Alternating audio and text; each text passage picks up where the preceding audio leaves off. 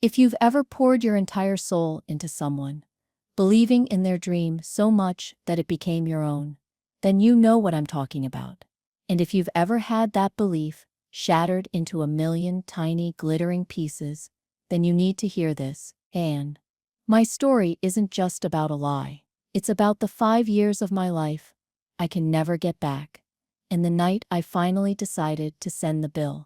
So, if you've ever been made to feel small so someone else could feel big, stick around, because the ending is something you won't want to miss. The smell of turpentine was the scent of our love story. It clung to our clothes, our hair, the cheap floral sofa in our tiny apartment, and for 5 years, it was the perfume of potential, the aroma of a genius on the cusp of greatness. My husband, Julian, was a painter, and not just a painter, but a brilliant one. His canvases were chaotic and beautiful, full of tormented figures and explosive color. He had a way of seeing the world, of stripping it down to its raw, emotional core, that left me breathless. He was, I was convinced, the next Jackson Pollock, the next de Kooning. He just hadn't been discovered yet, and I had made it my life's mission to be the bridge between his genius and the world that desperately needed to see it. Our life was a carefully curated portrait of the struggling artist. We lived in a cramped fourth-floor walk-up in a less-than-gentrified corner of Chicago, the kind of place where the pipes groaned in protest every winter and the sirens were a constant, mournful lullaby. I worked 2 jobs, from 7 in the morning until 3 in the afternoon. A was Diane, the cheerful waitress at the Greasy Spoon, slinging hash browns and coffee with a smile that was starting to feel permanently stapled to my face.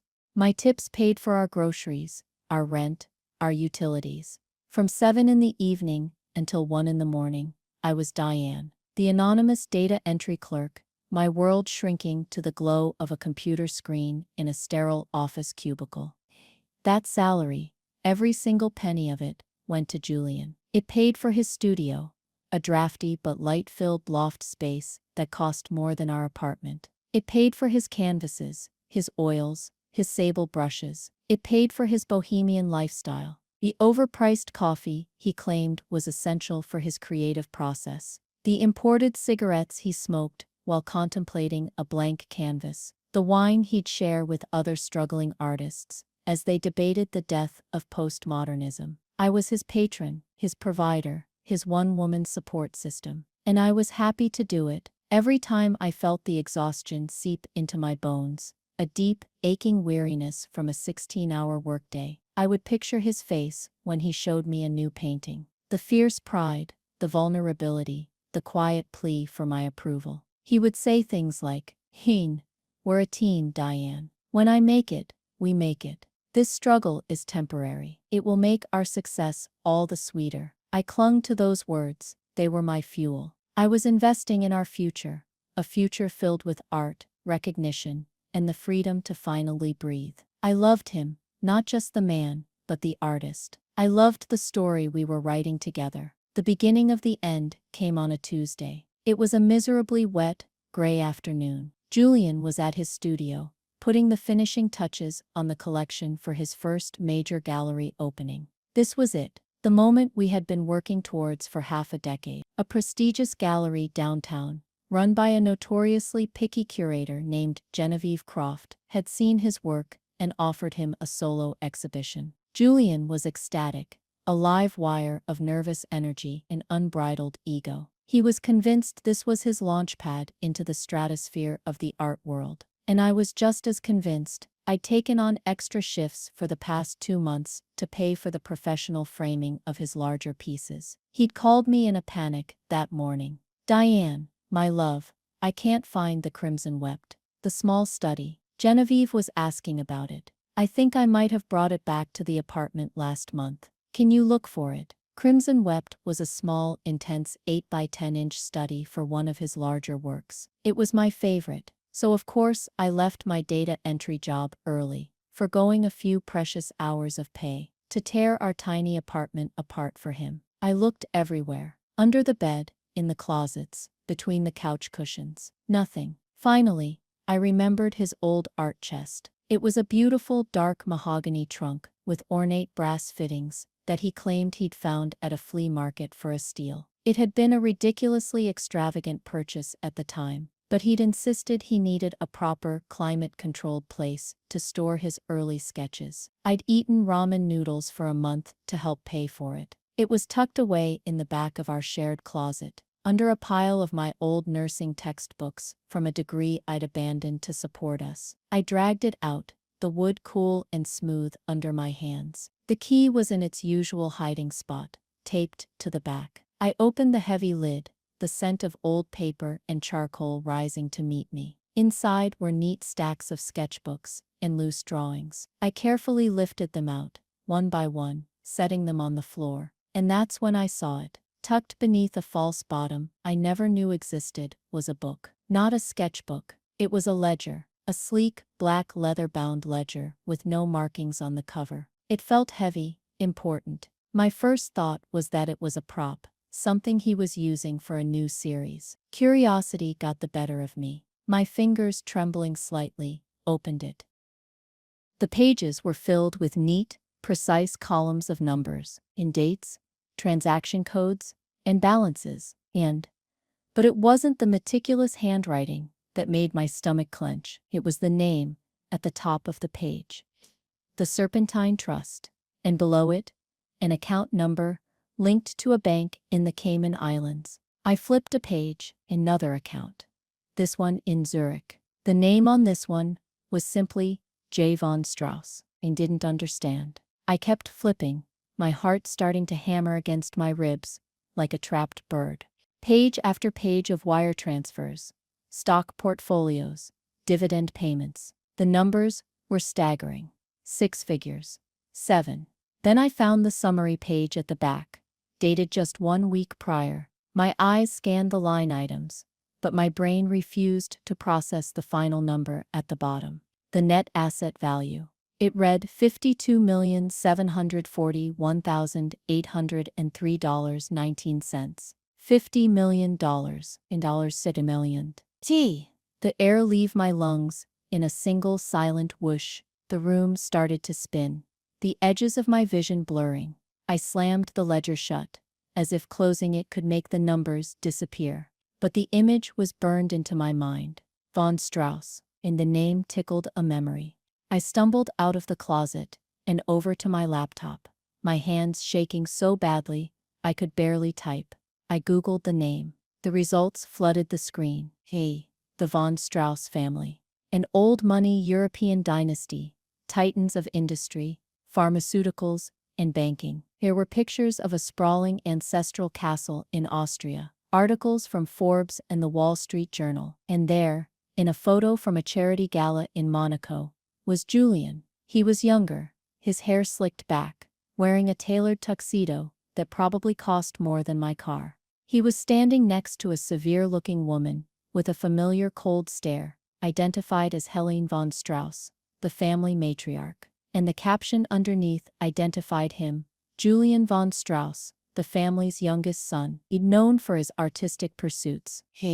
My world didn't just tilt, it collapsed. Every sacrifice, every 16-hour day, every meal of instant noodles, every reassuring lie he had ever told me, it all came rushing back, recontextualized into a sick, twisted charade. The struggling artist, the bohemian lifestyle, his estranged family, who didn't support his dream. It wasn't a struggle, it was a game, a performance, a test. He hadn't been testing his talent against the world. He had been testing me, and, for 5 years, I had been passing with flying colors, completely oblivious to the fact that I was the subject of the most cruel and elaborate experiment. The misplaced canvas, the frantic call, it was all part of the act. He had no idea what he had just led me to. He thought I was his biggest supporter, the doting wife cheering from the sidelines at his big gallery opening tomorrow night. He had no idea that I was about to walk into his triumph with his bank statements in one hand and a divorce lawyer on speed dial. The artist was about to be exposed, and I was going to be the one to strip his masterpiece of a life down to the bare, ugly canvas. The first 24 hours, after finding the ledger, were a blur of cold, silent fury. I carefully placed the book back under the false bottom of the chest, slid it back into the closet, and covered it with my old textbooks. I moved through the apartment, like a ghost, my own home suddenly feeling like a hostile, alien landscape. Every object seemed to mock me. The cheap coffee mugs I'd bought at a thrift store, the threadbare blanket on our bed, the single expensive bottle of champagne I'd been saving for his gallery opening, a splurge that had cost me an entire night's worth of data entry work. It all felt like a collection of props on a movie set, and I was the unpaid, unwitting extra. When Julian came home that evening, he was radiating a smug, self-satisfied energy. He swept into the apartment, smelling of linseed oil and victory, and kissed me without noticing the ice in my veins. He didn't even ask if I'd found the canvas. He tossed his jacket onto a chair and said, "It's done, Diane. The collection is hung. Genevieve is purring. She said it's the most vital work she's seen in a decade." A decade. He grabbed my hands, his eyes shining with a manic glee. "Can you feel it? It's the beginning of everything. All those nights you came home, exhausted, smelling of grease and cheap coffee. It was all for this. It's paid off." I just stared at him. I saw him for the first time, not as my Julian, the tormented genius, but as Julian von Strauss, the bored aristocrat, playing a part. The slight upward tilt of his lips wasn't a smile of shared joy. It was the smirk of a puppeteer. The gleam in his eye wasn't passion. It was the cold glint of power. I felt a wave of nausea, so profound, I had to grip the back of a chair to steady myself. How many times had he used that exact line? How many times had he dangled our shared future in front of me, like a carrot, all while sitting on a dragon's hoard of treasure? "That's wonderful, Julian," I managed to say, my voice a hollow echo of its usual warmth. He was too wrapped up in himself to notice. "Wonderful? It's biblical. We're going to celebrate tonight. I'll get that special Chianti we can never afford. My treat." He winked, as if bestowing a great and rare honor upon me. My treat. The phrase twisted in my gut. Every meal we had eaten for 5 years had been my treat. I needed to be alone. I mumbled something about a headache and retreated to the bedroom, closing the door and leaning against it, my body trembling. The dam of my composure, held together by sheer shock, was beginning to crack. The memories started to flood in, each one now tainted, poisoned by the truth. I remembered a winter, 2 years ago. The clutch on my beat-up 2004 Honda Civic had finally given out. The repair was $900. $900. $900. We absolutely did not have, or so I was told. I remember sitting at our small kitchen table, my head in my hands, trying to figure out how I could possibly swing it. Julian had sat opposite me, nursing a cup of tea, his face a mask of sympathetic sorrow. He'd put his hand on mine, his touch meant to be comforting. "I'm so sorry, my love," he'd said, his voice a soft murmur. "I feel like a complete failure. If I could just sell one piece, just one." He trailed off, the master of the unspoken guilt trip. I'd ended up taking the bus for 3 months, a 2-hour commute, each way to my diner job, getting up at 4 in the morning to make it on time. The very next week, Julian came home with a small, wooden box. Inside were 3 tubes of paint. "Lapis lazuli," he'd breathed, his eyes wide with reverence. "It's ground from the real stone, just like the Renaissance masters used. The color it's divine. I had to have it." He told me a fellow artist had given him a deal. The deal had cost $450. I knew because I saw the receipt he'd carelessly left in his coat pocket. At the time, I'd swallowed my resentment, telling myself it was an investment in his art. Now, I saw it for what it was. He'd watched me trudge out in the snow to wait for a bus, all so he could play at being a Renaissance master with his $50 million trust fund. Another memory surfaced, sharper this time. A fight we'd had about his family. I'd asked him why he never talked to them, why he wouldn't even consider asking them for a small loan to tide us over. His reaction had been volcanic. He'd started pacing the room, a wounded animal. You don't understand, Diane, he'd yelled, his voice cracking with feigned emotion. They're poison. My father, he's a man who only understands balance sheets. My mother, she only cares about appearances. They wanted me to be a banker, a corporate drone. They told me my art was a pathetic little hobby. They cut me off, Diane, completely, because I chose this. I chose authenticity. I chose you. He had pulled me into an embrace, burying his face in my hair. You're my real family, he'd whispered. You're the only one who ever believed in me. I had held him, feeling a surge of protective love. I was his rescuer, his sanctuary from a cold, unfeeling world. What a fool I was. I hadn't been his sanctuary. I had been his alibi. The perfect, working-class prop to make his story of rebellion and artistic integrity believable. The final memory that broke me was from just a few months ago. I had been offered a management position at the diner. It meant more responsibility, a small but significant raise, and most importantly, regular hours. No more late-night data entry shifts. I came home bursting with the news, imagining us having dinner together at a normal hour for the first time in years. Julian's reaction was tepid. He'd smiled, a tight, forced little smile. That's great, darling. Really. He'd swirled the wine in his glass. But you love being on the floor, don't you? The energy, the people. It's what keeps you grounded. I worry a management role, all that bureaucracy, might stifle your spirit. He was talking about my spirit, but he meant his wallet. My grounded job was the bedrock of his fantasy life. A promotion for me meant a complication for his narrative. I had turned down the job. I told my boss I wasn't ready for the responsibility. I chose to remain his grounded waitress, his provider. Lying in our bed, the bed I paid for, in the apartment I paid for, listening to him hum happily in the kitchen. As he opened an expensive bottle of wine, he called a treat. Something inside me finally snapped. The grief and the shock curdled into something else, something hard and cold and clear. It was a single, crystalline thought. He was not going to get away with this. The years of exhaustion, the sacrificed dreams, the quiet humiliations, they weren't just unfortunate circumstances anymore. They were evidence. They were damages. The pain was no longer a dull ache. It was a weapon, and I was finally going to learn how to use it. It wasn't about revenge. Not at first. It was about justice. It was about reclaiming the 5 years of my life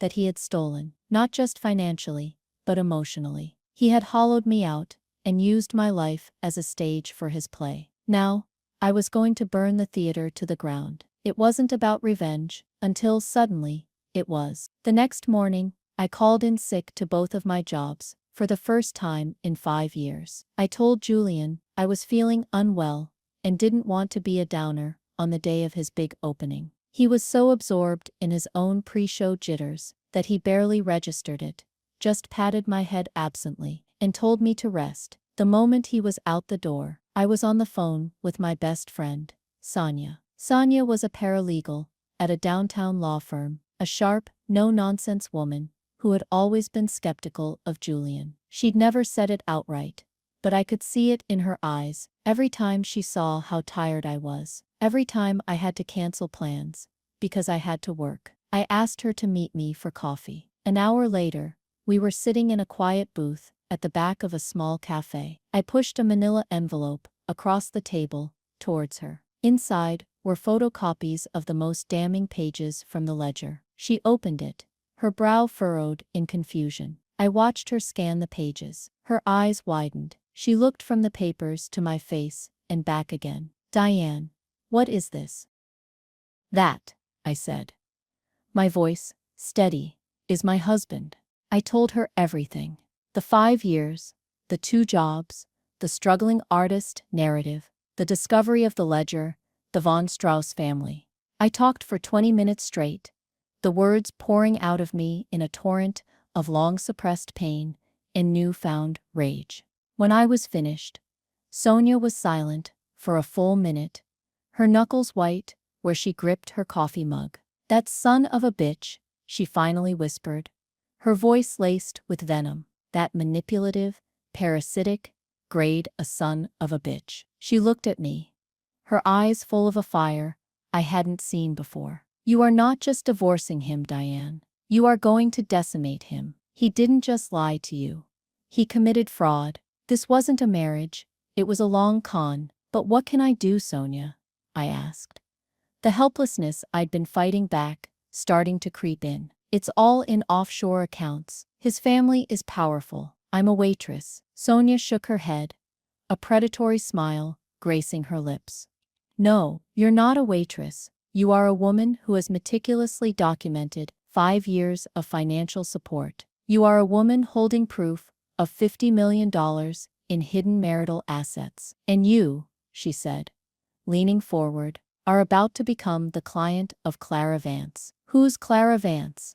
Clara Vance, Sonia said, her smile widening, is the lawyer that other lawyers have nightmares about. She specializes in high-asset, fraudulent divorces. She eats men like Julian for breakfast, and she's a partner at my firm. Walking into the offices of Vance, Roth and Associates felt like stepping into another dimension. The air was cool and smelled faintly of expensive leather and quiet power. It was a world of hushed phone calls, gleaming mahogany, and sweeping views of Lake Michigan, a universe away from the sticky floors of the diner and the flickering fluorescent lights of my data entry job. Sonia had made the call, and Clara Vance had agreed to see me that same afternoon. On an emergency basis, Sonia had said, with a hint of relish. Clara Vance was not what I expected. I had pictured a harsh, intimidating woman in a severe power suit. Instead,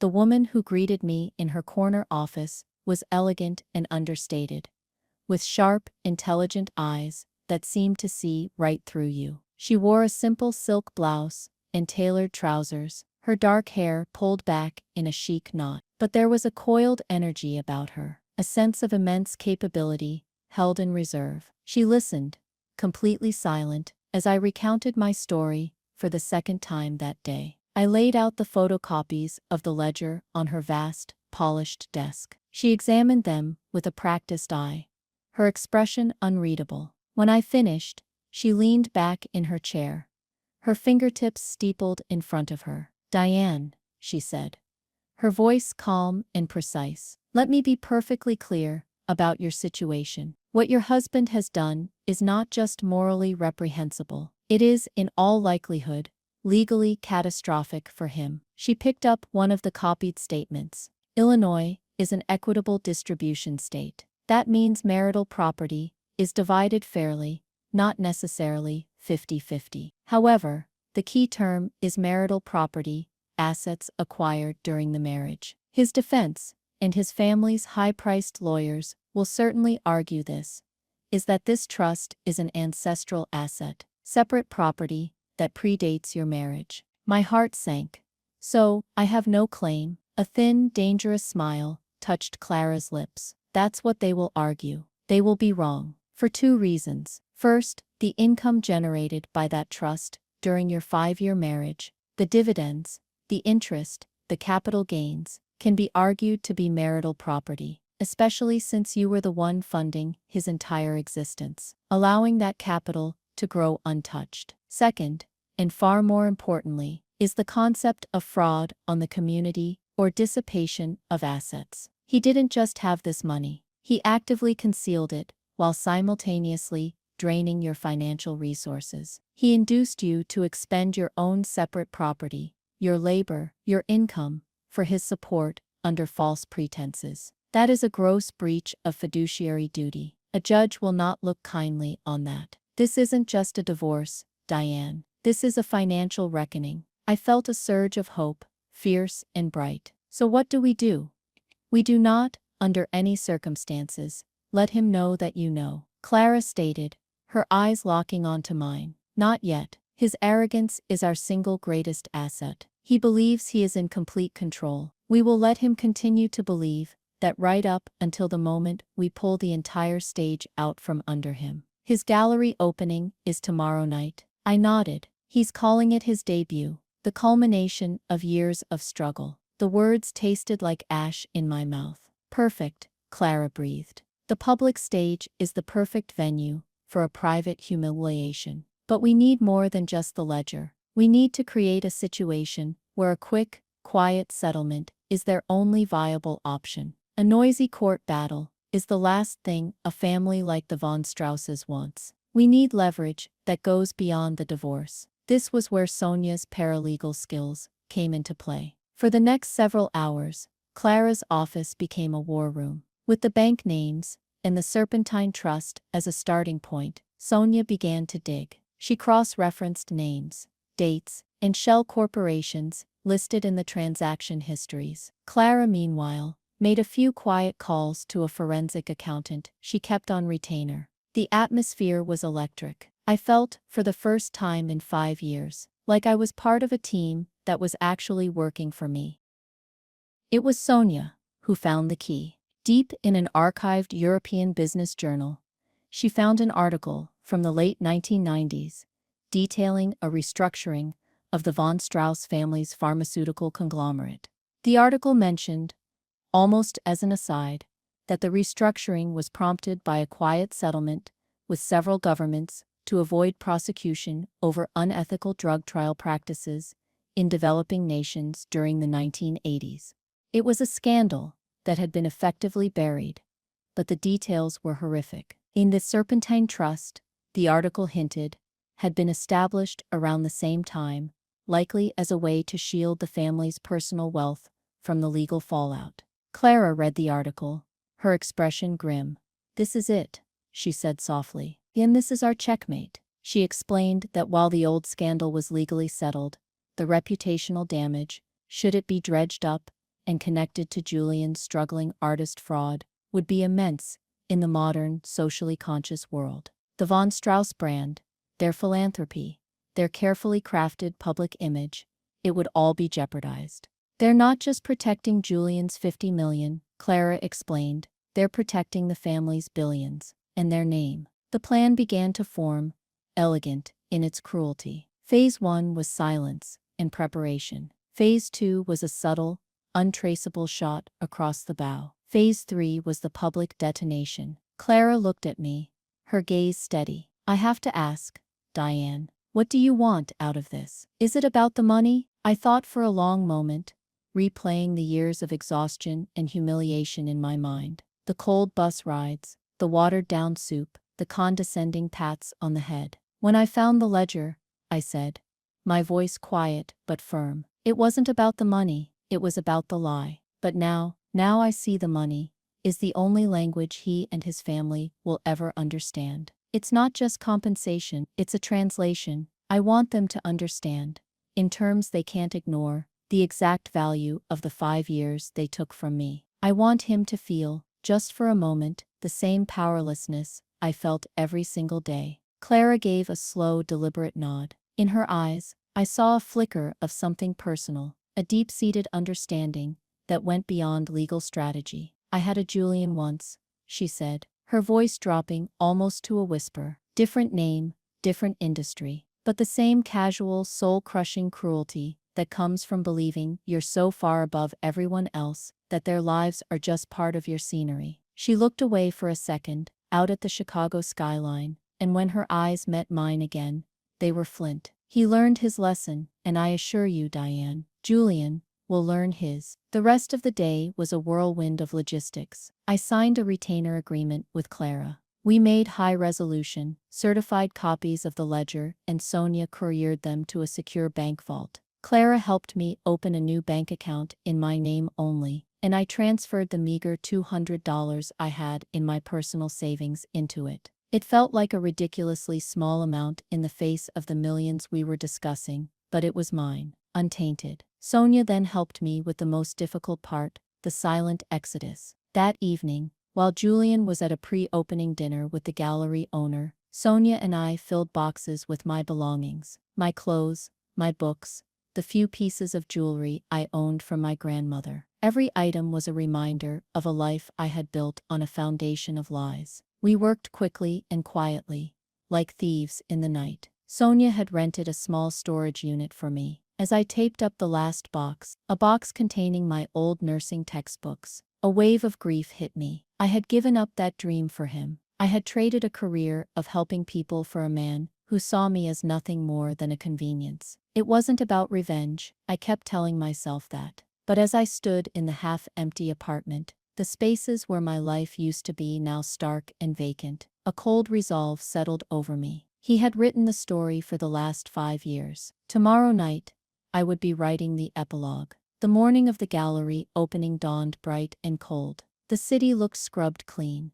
The sky a brilliant, cloudless blue. It felt like the world was holding its breath. I went through the motions of being the supportive wife, a role I could now play with the chilling precision of a seasoned actor. I made Julian his favorite breakfast, French toast, the expensive brioche for which I'd made a special trip. He barely touched it, pacing the apartment like a caged tiger, a ball of performative anxiety. "I can't believe it's tonight, Diane," he said, running a hand through his perfectly disheveled hair. "Everything changes tonight." "Oh, you have no idea," I thought. "You should be resting," he said, glancing at me. "You still look a bit pale. Are you sure you're up for this? It's going to be a madhouse." The concern in his voice was so fake, it was almost laughable. He wasn't worried about my health. He was worried I might be a less than sparkling accessory on his big night. "I wouldn't miss it for the world," I replied, my smile feeling like a porcelain mask. "I'll just take it easy today. I'll be there, front and center." My quiet confidence seemed to soothe him. He was too self-absorbed to notice the steel beneath it. He left for the gallery around noon, for a final walkthrough, and to deal with the press. The moment the door clicked shut behind him, phase 2 of our plan began.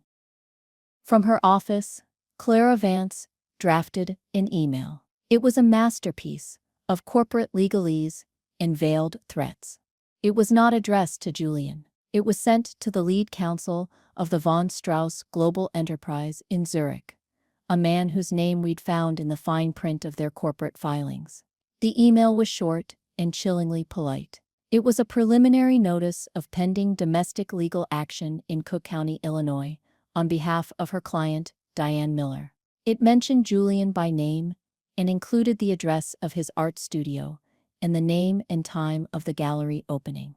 Then came the masterstroke. The email made a vague but unmistakable reference to the discovery of significant, previously undisclosed offshore assets, specifically the Serpentine Trust, and noted that the forthcoming legal discovery process would necessarily involve a thorough investigation into the trust's origins and funding history to assess its potential reputational liability for the associated family brand. Clara hit send at exactly 12:15 p.m. Central Time. That would be 7:15 p.m. in Zurich. The von Strauss family's lawyers would be enjoying their evening aperitifs. The message was designed to be a bomb dropped into a quiet dinner party. It didn't accuse, it didn't demand. It simply informed. It was a whisper of a coming hurricane, letting them know that a storm was gathering around their renegade son in Chicago, and that it threatened to wash away secrets they had spent decades and millions to bury.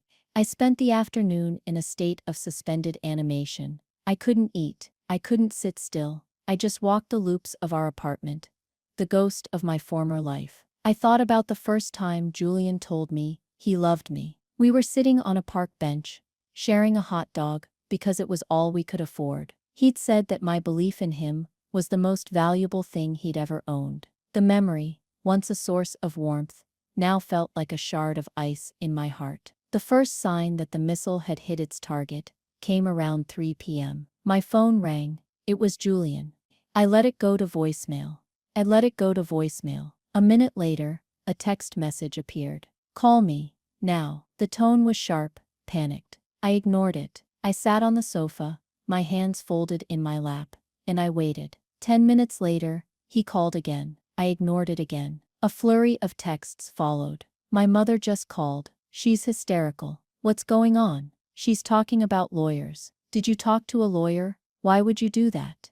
"Diane, pick up the phone. This is not funny." He had no idea. He assumed the threat came from his family, that they were trying to sabotage his big night, to pull him back into the fold. The possibility that I, his docile, supportive waitress wife, could be the source of this chaos hadn't even entered his mind. His arrogance was, as Clara had predicted, our greatest weapon. I waited another hour, letting him stew in his own confusion and panic. Then I called him back, carefully modulating my voice to sound groggy and slightly annoyed, as if he'd woken me from a nap. "Hello," I said, my voice thick with fake sleep. "Diane, where have you been? I've been calling and texting. My mother is losing her mind." He sounded frantic, his voice high-pitched. "Julian, what are you talking about? I told you I wasn't feeling well. I took some medicine, and I must have fallen asleep. What's wrong with your mother?" I played my part to perfection. The concerned, slightly put upon wife. There was a pause on the other end of the line.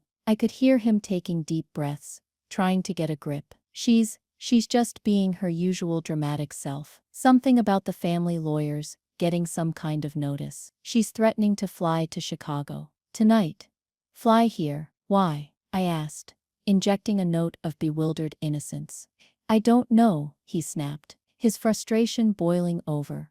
"To ruin my night, probably. To remind me who's in charge. It's always about control with them. You know that." "Oh, Julian, that's terrible," I cooed, the sympathy dripping like poison from my tongue. "Don't let them get to you. Tonight is about you. It's your triumph. Don't let them spoil it." My feigned support seemed to work. He latched onto it like a drowning man. "You're right," he said, his voice calming slightly. "You're always right. It's just them, trying to rattle me. It won't work. I have you. That's all that matters." He paused. "Look, I have to go deal with the caterers. I'll see you there at 7. Please tell me you're feeling better." "I'll be there," I promised. Front and center. We hung up. I stood in the silent apartment, and a slow, cold smile spread across my face. The silent takeover was complete. The seeds of panic had been sown, not in him, but in the people who held his purse strings. He was walking into that gallery tonight,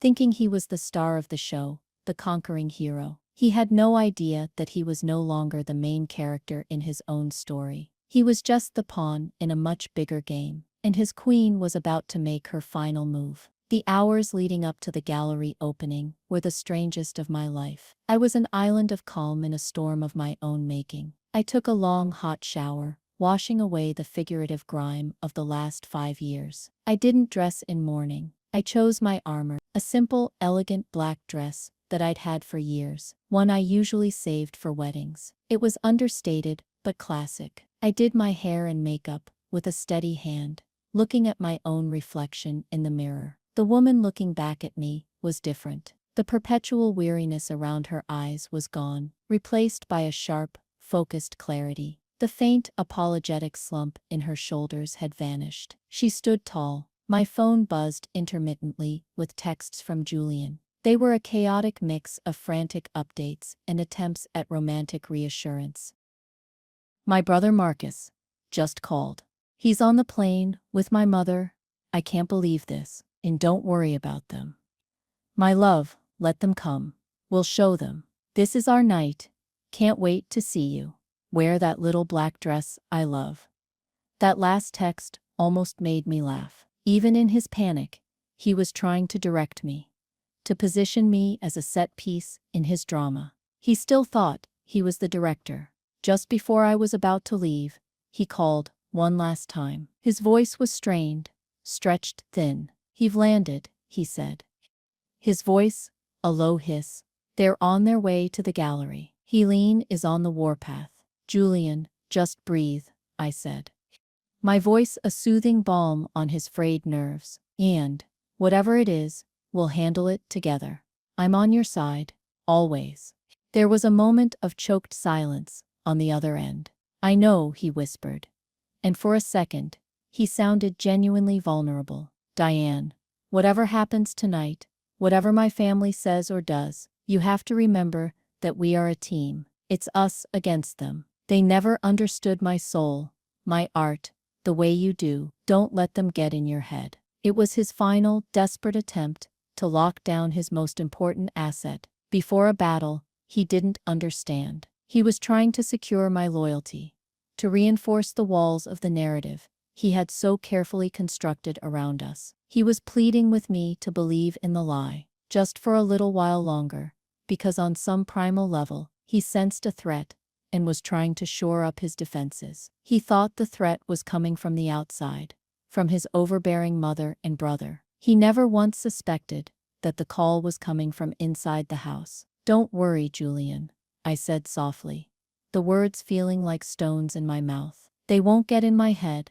I'll see you in a few minutes." I hung up the phone and took one last look around the apartment. It was no longer my home. It was a crime scene, a place where 5 years of my life had been stolen. I picked up my clutch, a small bag containing my phone, my keys, and a crisply folded, single-page document. It was a professionally printed summary of the Serpentine Trust's assets, prepared by Clara's forensic accountant. Clear, concise, and utterly damning. As I walked out the door, leaving my key on the counter, I felt a strange sense of peace. The power had already shifted. He just didn't know it yet. His family wasn't flying to Chicago to support him or to scold him. They were flying in for damage control. They were coming to contain a problem that had my name on it. The family wasn't descending on the gallery to witness their son's triumph.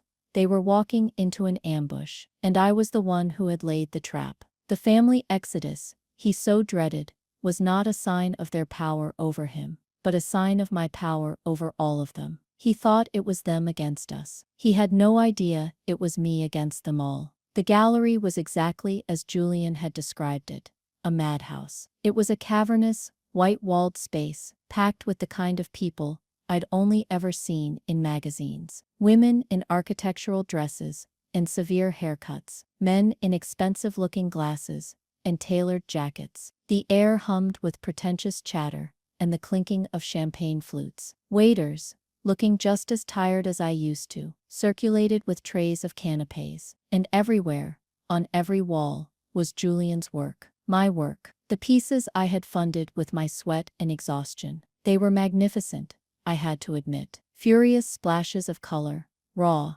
aching figures, clawing their way out of the canvas. They were paintings about struggle, about suffering, about authenticity, and they were all a lie. I saw Julian across the room, holding court. He was incandescent, a star in his own solar system. He had a glass of champagne in one hand, and was gesturing expansively with the other, a rapt audience of art critics and wealthy patrons, hanging on his every word. He hadn't seen me yet. I slipped along the wall, a shadow in a black dress, my heart a cold, steady drum against my ribs. I saw Clara near the entrance, blending into the crowd, giving me a subtle, almost imperceptible nod. Her presence was a quiet anchor in the chaos. Then I saw them, near the back of the gallery, standing stiffly by a large, brutal-looking sculpture, were Helene and Marcus von Strauss. Helene was a tall, rail-thin woman, with a face that looked like it had been carved from ice. She wore a Chanel suit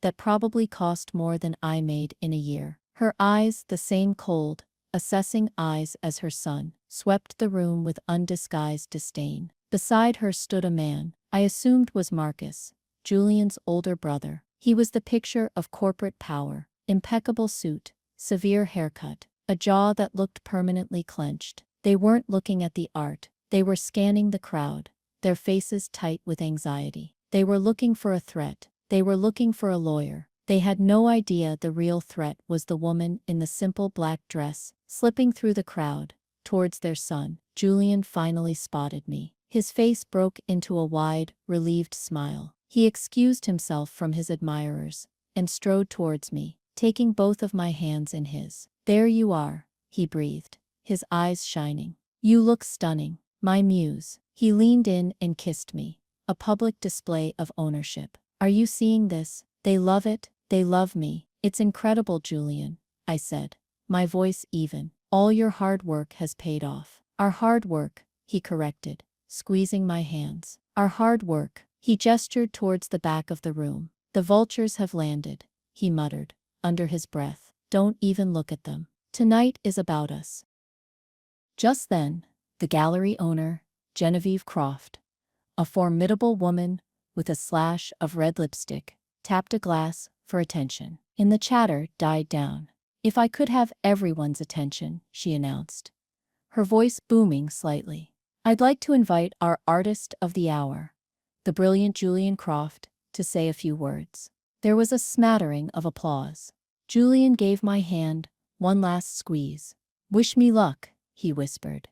And then he was walking towards the small, makeshift stage at the center of the room. He took the microphone, basking in the spotlight. He was a natural performer. He spoke about his artistic journey, his voice resonating with carefully practiced humility and passion. He talked about the uncompromising pursuit of truth in a world of surfaces. The irony was so thick, I could have choked on it. Then, he turned his gaze on me. He smiled, that charming, devastating smile that had captured me 5 years ago. "But I couldn't have done any of this," he said, his voice dropping to an intimate, heartfelt tone, "without my rock, my muse, the one person who believed in me when I had absolutely nothing, the woman who supported me, who sacrificed for my art, who saw the artist when everyone else just saw a failure. My beautiful wife, Diane." The crowd murmured its approval. A few people looked at me and smiled sentimentally. I could see Helene and Marcus von Strauss watching the exchange, their expressions hardening. This was it. This was my cue. As the polite applause for his tribute started, I began to walk forward. I didn't rush. I moved with a calm, deliberate grace, my heels clicking softly on the polished concrete floor. The crowd parted for me, instinctively. Julian looked momentarily confused, but his smile remained plastered on his face. Assuming I was coming up to stand by his side, the picture of the adoring wife, he reached a hand out to me. I ignored it. I walked right past him to the microphone stand. I took the microphone from its cradle. The room fell completely silent. Every eye was on me. I could feel the weight of their collective gaze, a physical pressure. I looked out at the sea of faces, and then my eyes found Julian's. His smile had frozen, a rictus of confusion and dawning apprehension. "Thank you, Julian," I said, my voice, clear and steady, amplified throughout the silent gallery. "You're right. I did believe in you when you had nothing." I paused, letting the words hang in the air. "But the thing is, you never had nothing." I reached into my clutch and pulled out the folded document. I unfolded it slowly. It was the summary of his trust fund. I held it up for everyone to see. A collective gasp rippled through the room. "For 5 years," I continued, my voice never wavering, my eyes locked on his, "I worked 2 jobs. I paid for this man's apartment, his studio, his expensive paints, and his bohemian lifestyle. I did it because I believed in the struggling artist. I did it because I loved him." I turned my head slightly, my gaze sweeping over the stunned faces of the crowd, before landing on Helene and Marcus at the back of the room. Their faces were masks of pure horror. "What I didn't know," I said, turning back to my frozen husband, "is that my impoverished husband is Julian von Strauss. And while I was eating instant noodles so he could afford canvas, he was sitting on an offshore trust fund worth over $50 million. The silence was shattered by a cacophony of murmurs, gasps, and the distinct sound of someone's phone camera clicking. Julian's face had gone from confused to terrified to a ghastly pale white. He looked like one of the tormented figures in his own paintings. He opened his mouth, but no sound came out. "It was a test, you see," I told the captivated audience, my voice dripping with cold, sweet clarity. "He wanted to find a wife who wasn't after his money, so he created this elaborate charade. He lied to me every single day for 5 years." I took a step closer to him, lowering my voice so only he could hear the final twist of the knife. "And what's worse, Julian, is you were so arrogant. You never imagined that the woman you thought was too simple to see through your lies would be smart enough to hire a lawyer who could." I let that sink in, then turned back to the microphone. "So I'd like to propose a toast," I said, raising my empty hand as if holding a champagne flute. "To Julian von Strauss, a true master, not of painting, but of deception. His greatest work of art wasn't on these walls. It was my life." I placed the microphone back in its stand, with a soft click. I looked at Julian one last time. The incandescent star had been extinguished. He was just a small, frightened man, exposed and humiliated in his moment of supposed triumph. I turned my back on him, on the chaos I had unleashed, on the wreckage of his perfectly curated life. I walked calmly and deliberately towards the gallery entrance, where Clara was waiting for me. As I passed Helene and Marcus von Strauss, I didn't look at them, but I said, loud enough for them to hear, "My lawyer Clara Vance will be in touch with yours. I'm sure you have a lot to discuss." I didn't look back. I walked out of the gallery and into the cool, clean night air, leaving the explosion behind me. For the first time in 5 years, I felt like I could finally breathe. The smell of turpentine was gone, replaced by the scent of freedom. And now, for the part of the story you've been waiting for. What happens after you blow up a $50 million lie in a room full of art critics and high society? Well, it's messy, and it's beautiful. The fallout was immediate and spectacular. The story of the pauper painter Prince went viral.